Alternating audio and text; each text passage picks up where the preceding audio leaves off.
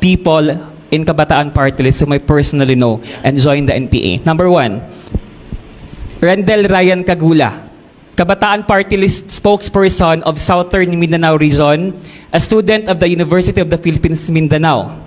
So, si Rendel po, mas kilala dun sa kanayunan bilang alias Perper, nasawi po sa isang encounter with the 27th Infantry Battalion sa Sarangani Province noong November 2014. Next, Charis Bernardine Banyes. Si Chaba, siya po ay dating chairperson ng UP Los Baños Student Council.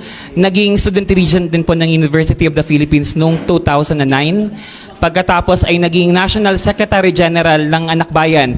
Nung panahon din na ako ay naging na-elect din na Anak Bayan National Vice Chair for Mindanao noong 2011. So right now, where is she?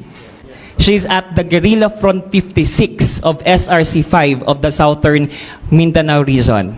And my former comrades as well who surrendered in the 10th Infantry Division also can confirm that Shaba, the former leader of Kabataan Party List, is already a cadre of the NPA in SRC-5, particular Guerrilla Front 56.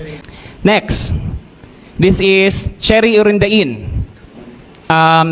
Cherry Urindain is also a student in UP Mindanao, became the regional spokesperson of Anak Bayan SMR. Kasabayan ko po to nung dumulo kami sa 6th National Congress ng Anak Bayan sa PUP noong May 2011.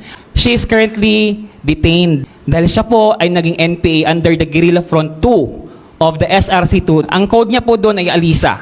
I also remember one personal friend. She's not from Kabataan, but gusto ko lang sabihin din para kunin yung logic, yung sa sinasabi nilang personal choice lang. Condolence to the family, but I just want to mention Vanessa Limpag, a very personal friend of mine. Collective ko po dati sa Zamboanga. Ang code niya po is Kyle. Siya po yung medical na kasama ni Parago nung na-raid sila sa Pakibato. And napatay po siya sa raid na yon. From Perper to Kyle to Alisa to Chaba. Lastly, eto active NPA pa din. Yung dating Kabataan Party List Regional Spokesperson ng Panay, si JC Alejandro, na taga Romblon. Where is he? He is in the central front of the NPA in the Panay region. So are these just coincidences? Are these just their personal choices? Personal choice, yes, one way, but on the other hand, it's more on the program of the organization to make us believe of the armed struggle, for us to make our choice to join the NPA.